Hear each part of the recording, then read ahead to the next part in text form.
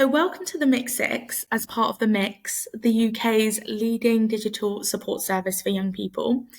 I'm your host, Izzy, and I hope you're doing okay today and taking good care of yourself. If you need someone to talk to, or if you need a bit of a boost, then hop on over to the Mix at themix.org, or find us on TikTok and Instagram.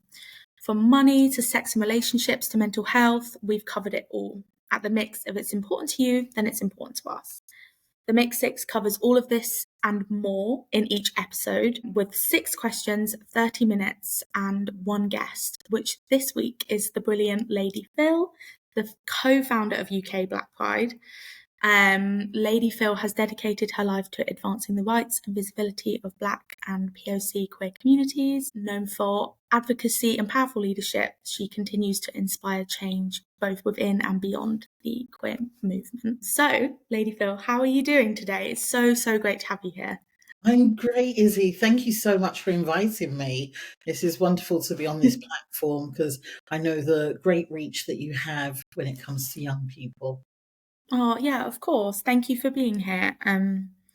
Yeah, we're really excited to have you. I know that a lot of our young listeners are going to really appreciate your perspective and experiences. So yeah, before we get started, we always like to break the ice a little bit with 6 quick fire questions, just so we can all feel comfortable with one another. So are you ready for our quick fire 6? As ready as I'll ever be. Okay. Question 1, books or films?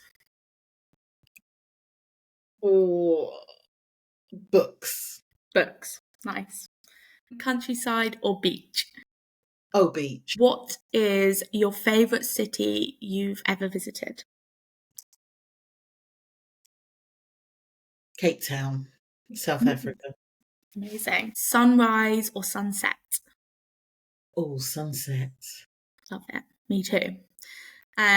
What is your go-to hobby for relaxation? Probably walking the dog. Nice. Yeah, that is lovely. Whenever I do that with my mum, I instantly feel relaxed. If you could have dinner with anybody, who would it be? This is a hard one. Just one person? I mean, it could be a group or, yeah, top Okay. 3. So it would be a combination of Audre Lorde, James Baldwin, Angela Davis, and I guess my daughter. Amazing. That's lovely. Yeah, that would be a great space. I would love to be in a fly on the wall. Thank you for answering those. Just a little bit of fun so that to break the ice a little bit before we jump into our main body of questions for today. So if you're feeling ready, are you ready to jump into the Mix 6 I am ready. Amazing. Okay, so I'm sure we'd all love to hear a little bit more about Black Pride and your experiences in building that space up. So when you started UK Black Pride, why was it important for you to create a space specifically for queer, Black and people of colour? Well, thank you for this huge question already. Yeah. I guess, look, UK Black Pride is not just a space to celebrate. It's a space where we almost seek sanctuary in being at home, being with people who have a shared commonality to us, whether we are Black and trans, Black and non-binary, Black and working class, whatever that may be.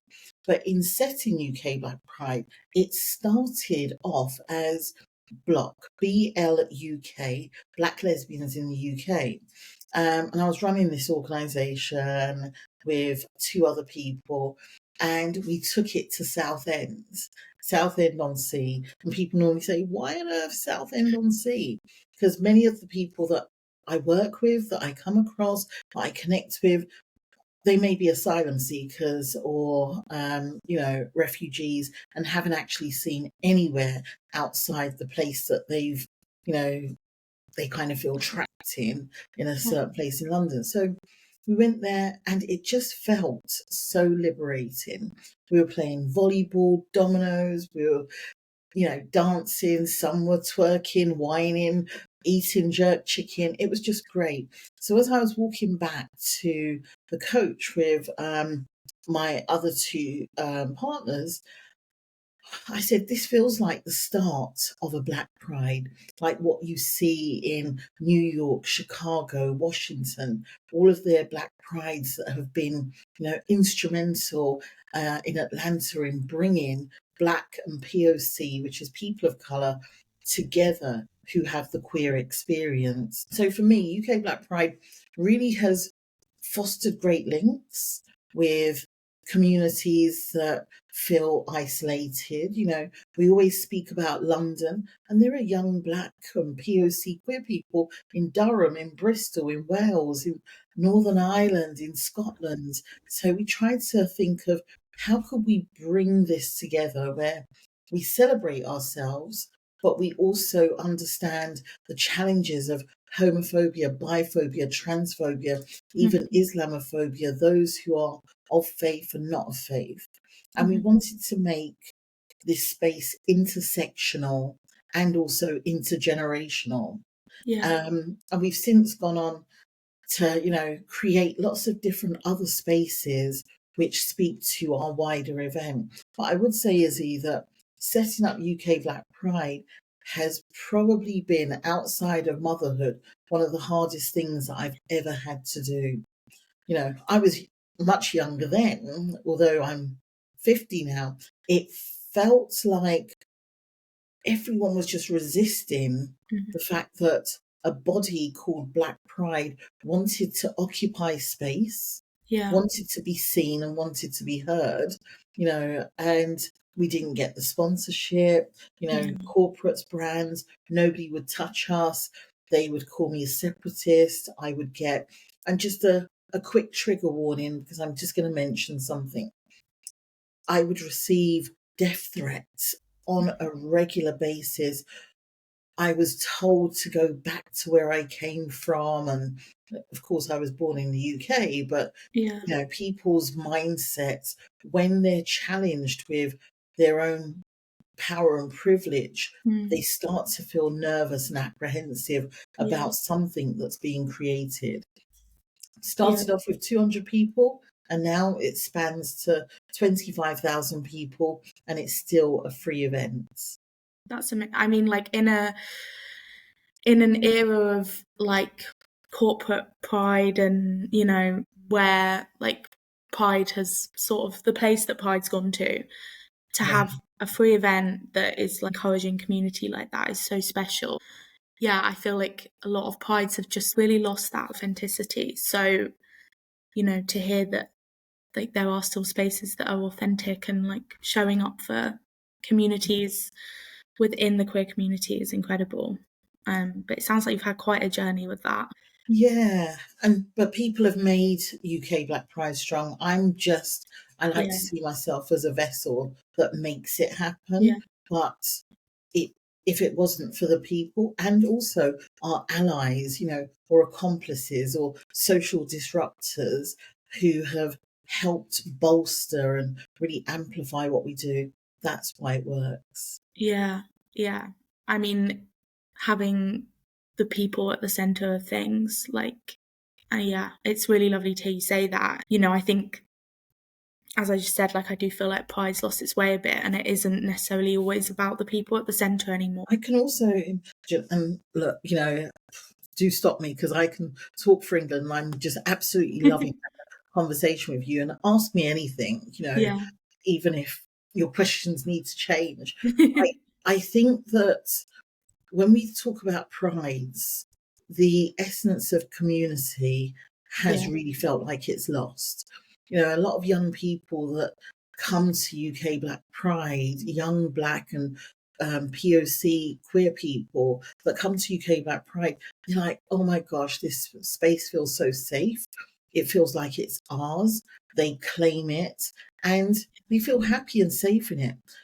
And we want to try and create that it's not just the one day space, but we look at how else do we make young people's lives a bit better. We don't have all the answers, but we try to look at what are the things that impact young people?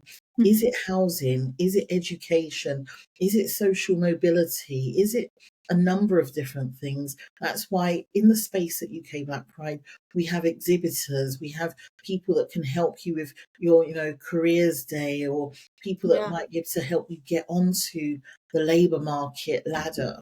yeah, People like Stonewall Housing or AKT that can speak to you about things that are impacting you. Because a lot of our young people that do come, some of them are still sofa surfing. Some of them are, mm, are in precarious work positions. Some of them are sex workers, and not that there's anything wrong with being a sex worker, is that if it's not for you and it feels like you're in a position to do that role, then how can we help support you yeah. into a route or an avenue that feels good? And that's why UK Black Pride is just much bigger than a one day festival. Yeah, I mean, it's so powerful to hear it going beyond celebration and actually, sounding like, I mean, things like I used to remember going to community festivals and that would kind of be like the driving force, and you would see those stores, and we have like that has started to change now. Yeah, I mean, it sounds like going above and beyond that. I suppose that leads quite nicely into my next question, actually. Why do you think it is so important for young people to see themselves represented in events like Black Pride? And how do you think, and how have you seen representation build confidence and community in young people? It's a beautiful question. So I guess, seeing yourself, we all want this place to belong, regardless of whether you're white and queer, white and disabled, black and a lesbian, whatever it is, we're always looking for somewhere that feels probably psychologically safe for us. And UK Black Pride, I hope, is aiming to do that, because it was born out of a necessity. It was born out of a frustration of where we didn't see ourselves in some of the mainstream pride activities or even LGBT plus activities. So in creating that and seeing young people at the forefront, enjoying themselves, helping us organize and mobilize and galvanize, it gives people a sense of, yes, belonging, but telling them that we see you and we value you. Yeah, In a world that absolutely kind of disrespects marginalized communities, yeah, when you can do something that's about giving back or opening up home or breaking bread together or just having conversations like this, it goes a long way to feeling valued, feeling yeah, respected, and feeling that you actually do matter.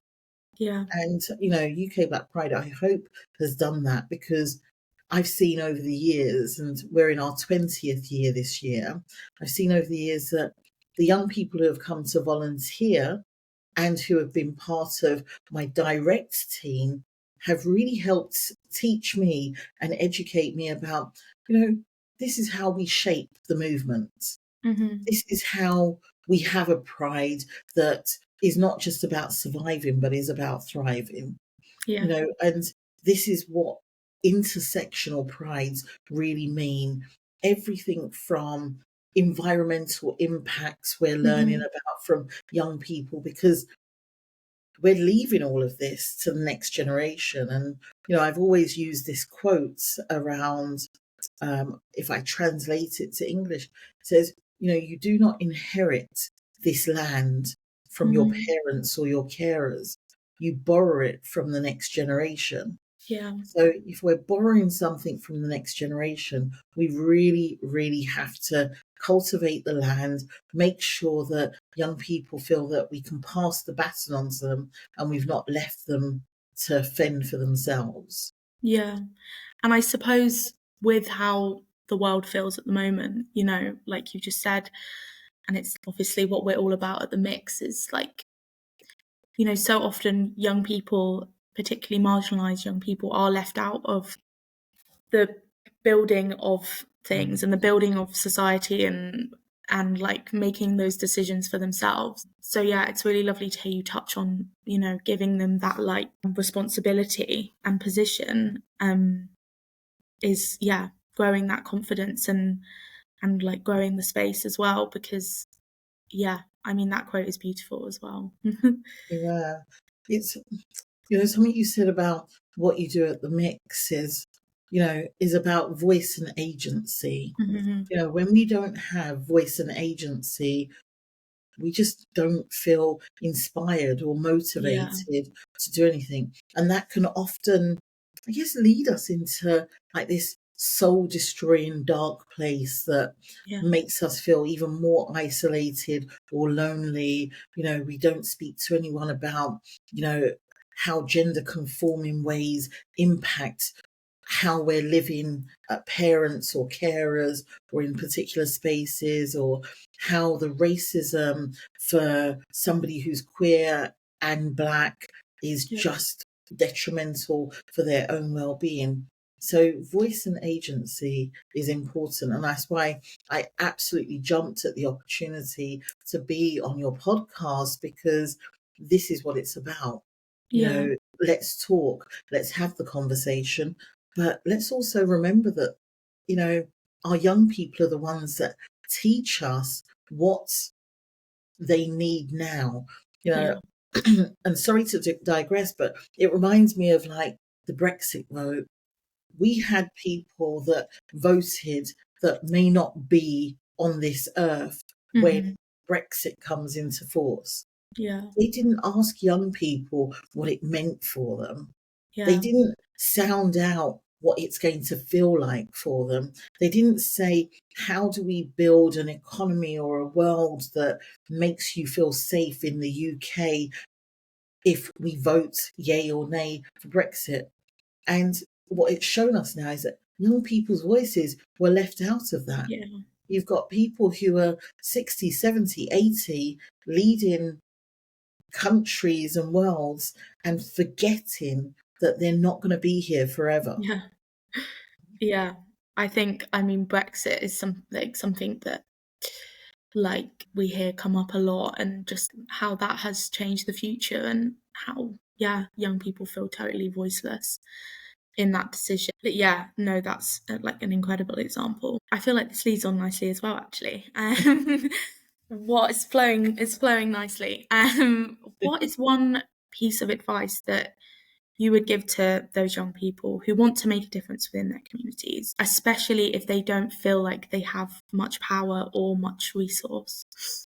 Oh, and we're talking just young people Mm. in general. Yeah. Yeah, young people in general, obviously, like specifically from marginalized communities, but yeah, people who maybe have gone a little bit unnoticed, but who really want to like get their voice Mhm. heard and start something for themselves. I think that we can all get involved in something, because there will always be something we're passionate about.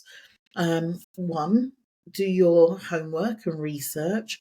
If it's you want to start a queer skating group for people under the age of 26, Yeah, then Google's your friend. Search out, is there anything happening in my region, locally, or even nationally?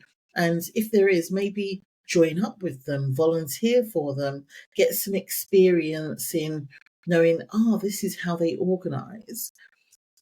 I also think it's really good for young people, especially from underrepresented groups, to search out somebody that could be like a mentor or a sponsor, somebody that they're able to bounce an idea yeah, off of, so they don't feel alone. I think of those who may be challenged by whether it's drink yeah, or drugs or things like that. We find people that can support and lift us in our challenging times. So finding somebody that can support or sponsor you or mentor you is a great thing.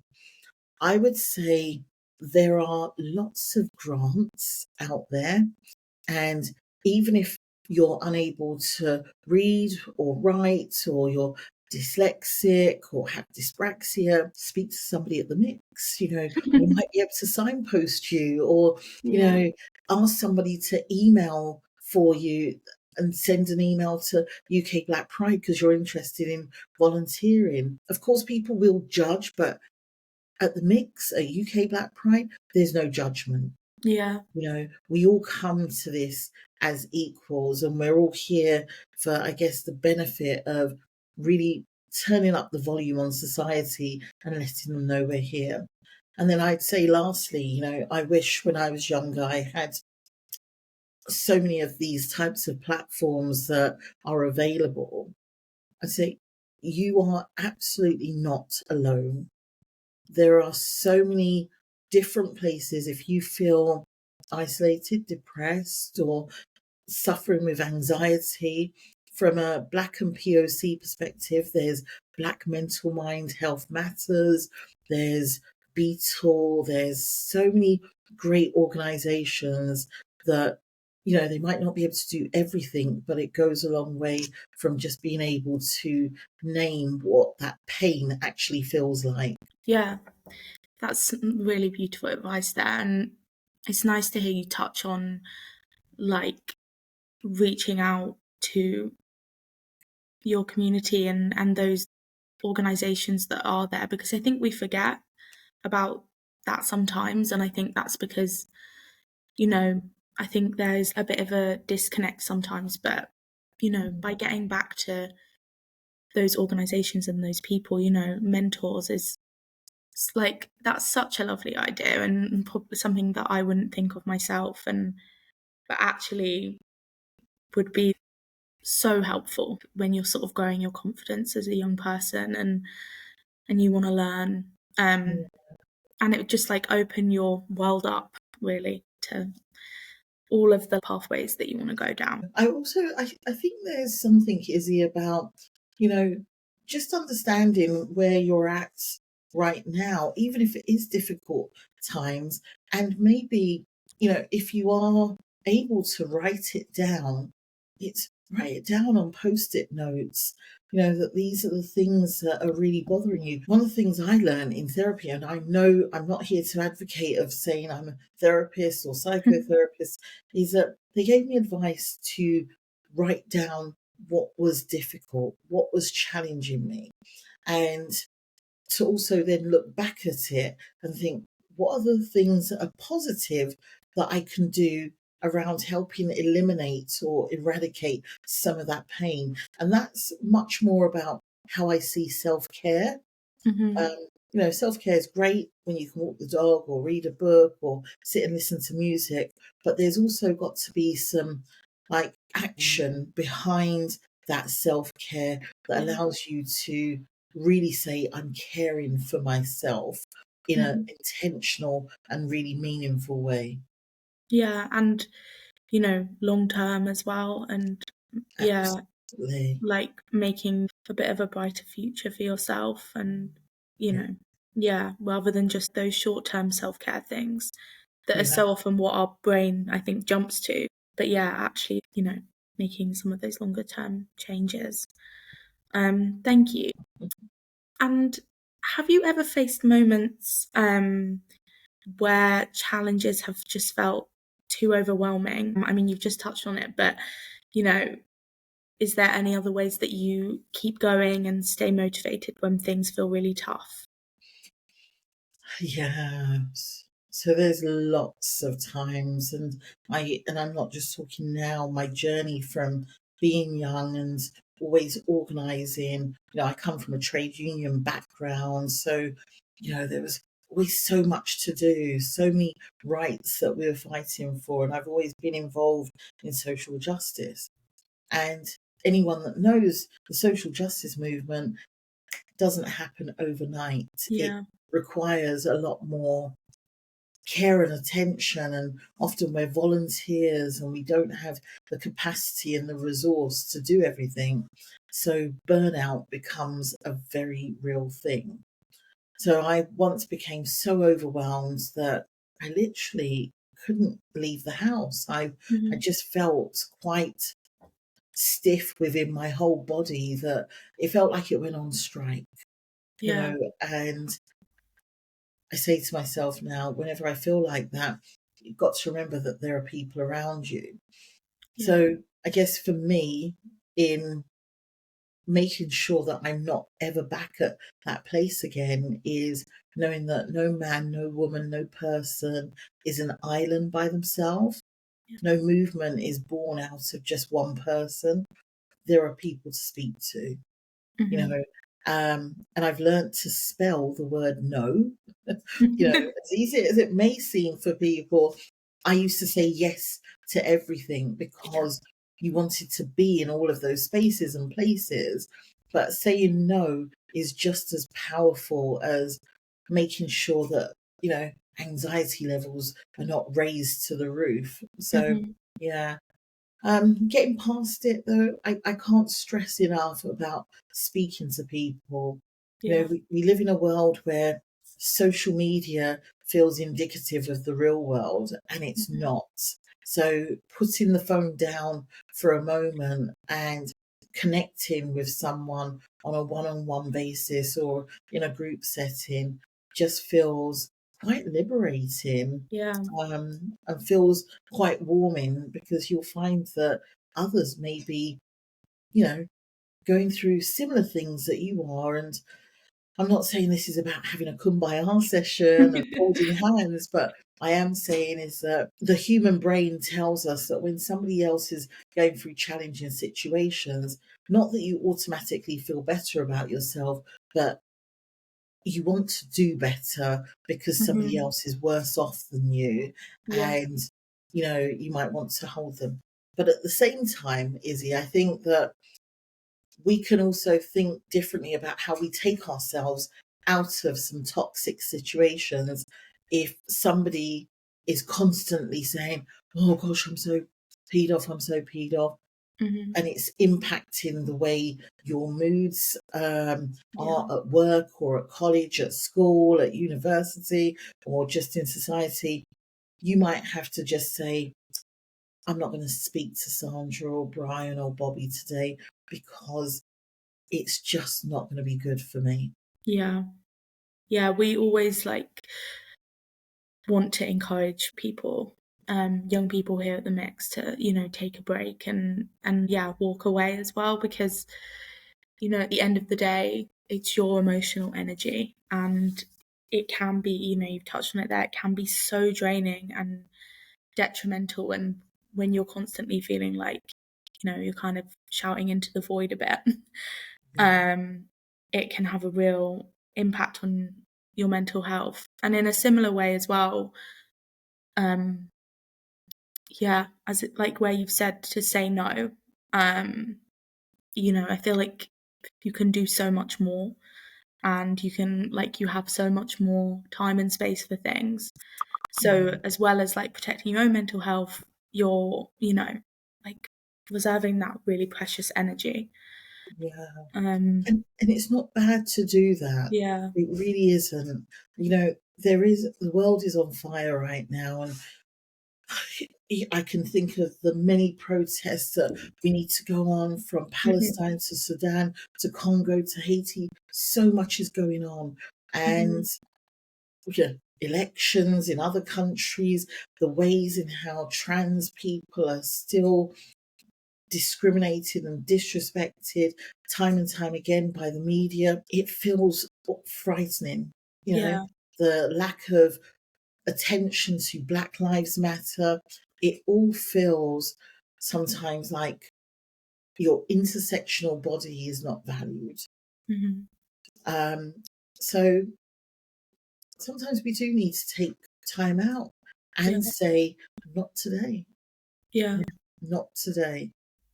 Yeah. Thank you. I know that our listeners will really appreciate that. And yeah, that was a really lovely answer. I feel like that was very heartwarming. So, a little bit to sort of look to the future and hopefully inspire a couple of young people listening. If you could tell young people one dream that you have for the future of equality and inclusivity, what would that be? And how do you think that we can work together to make it happen? Ooh, now That's a that's big a question. huge question. What would one thing be that I would tell young people around inclusion and Yeah, it's equality? obviously a big question, so if it needs to be a little bit more than one thing, that's Yeah, absolutely okay. my dream is that we live in a world that we no longer need prides, that Mhm. we no longer need human rights organizations, that we no longer need housing associations, that we no longer need, money that needs to be put into education or health, that we no longer need a world, need a space where we can't get gender affirming care, Mhm. but we don't because we Yeah. don't live in a utopia world. But if we can strive for that by making sure we understand each other's struggles. So, Izzy, Mhm. your struggle has to be my struggle, and you may not Yeah. be visibly black or you may not be black, but I would want you to stand or sit shoulder to shoulder with me as I campaign around Black Lives Matter and the things that impact Black and POC queer communities. I would also like to know that we are really coming together with our trans and non binary communities, Yeah. and especially our young trans and non binary communities, Mhm. to understand what does gender affirming care really look Yeah. like, and how can we try and find funds to ensure that that is there. Yeah. Is there like a yellow pages that we can search through to say these people are giving out donations, grants, they're from trusts and foundations? And that's how I think we work together, because at the moment, a lot of us are working in silos. We're Mhm. working as independents, but from what I've learned of my trade union background and, just how UK Black Pride has been built, it's got to be collective power and Mhm. collective action. It's Yeah. easy for systems to break us down when we're doing things alone. But if you and I, Izzy, are working together and, you're speaking up in a meeting or in a space for disabled, neurodivergent, young, queer, Mhm. Black people, and that may not be your lived experience, that's one, showing your solidarity, two, showing the action that you're displaying, but three, making sure that your morals and your values are true to what you speak of on a daily basis. Mhm. Because racism shouldn't be for me to speak of alone, Yeah. because racism is not my problem, it's the problem of others. Yeah. I'm just the one person impacted by it. Yeah. So speaking up and speaking out, of course, in safe spaces to do this is Mhm. really important. Yeah. And Yeah. campaigning and lobbying and organising is also important. Yeah. Yeah, I think where you touched there about, we do see ourselves as individuals, and, it's looking beyond that and looking beyond the things that impact you and your personal experiences, and, you know, using that voice and yeah, using your privilege and yeah, where in those spaces. And yeah, I think that's I mean, I would love the future to look like that, and for us to come together a little bit more, because it does feel very divided, and that's quite depressing. And I think, as much as we can hope for all of the things you mentioned at the beginning, I think something that I do feel quite hopeful is unity, and is Mm, that hope that people will come together. Um, that's the word, unity. yeah. Absolutely unity. We're still able to organise and self organise as trans people, as non binary people, as Black Mhm. people, as people of colours, disabled people. But when it comes to the bigger picture of what we need in terms of resource, capacity, Mhm. mobilisation, we've got to be able to do this in a unified way. Yeah. tells the story that underrepresented, marginalized people, those who have been oppressed in particular ways, we're speaking up for each other and we're holding hands, or we're sat with each other, really Mhm. saying enough is enough. That may Yeah. not be my issue, but I'm going to make it my issue because I want a world that feels better for Mhm. me and the next generation. Yeah. And that's so powerful as well. Thank you. I feel hopeful that that could happen. And that's a really lovely answer. Um, I can't believe we're on our sixth question already, but we are. Right? um, and this is a little bit more of like a simple, short question, just to round off the episode and like give a little bit of an insight to our young listeners about a younger you. What would you tell your younger self if you could tell her anything? I do love this question. Yeah, it is a classic. Yeah, I would tell my younger self that right now you may not like your dark skin, your thick hips, thick thighs, and the ways in which you are bullied and picked on in school, but you are going to grow up to be absolutely phenomenal. People are going to call your names in schools, in many different institutions, and they're going to invite you onto podcasts like the Myth. They're going to feature you on Vogue magazine, where you never thought you would see somebody that looks like you because of European standards of beauty. You are going to also create a body, a movement that Yeah, celebrates, champions, amplifies, and loves on Black and brown queer people in the UK. And you're going to go on to do some phenomenal things around human rights around the world. yeah, So don't give up. Don't tell yourself you're not enough. And just be real to yourself that, it may be hard at times, but greater things are going to come for you. Study hard, study well. You're also going to get your doctorate. I feel like younger you would be very excited and very proud. Oh, well, parts of my younger you, younger me. Oh, honestly, what an incredible! I didn't know you'd been on the cover of Vogue. That's amazing. That's Yes, it was really a special. collection of Black activists. Yeah. Wow, what an incredible experience. That's amazing to hear. Thank you so much for your time today. I feel like it's gone so quickly. It was such a joy to chat with you and an honor to learn a little bit more about you and your experiences and your journey. It's been like such an interesting conversation, and I hope you've enjoyed being here as well. Absolutely. And, thank you to you for having this platform. And as I said, just making sure that voice and agency is there. So I appreciate you, and keep on, shining your light bright, Izzy. Oh, thank You've you. got a wonderful energy, and I've enjoyed this chat. Oh, thank you so much. That's lovely of you to say.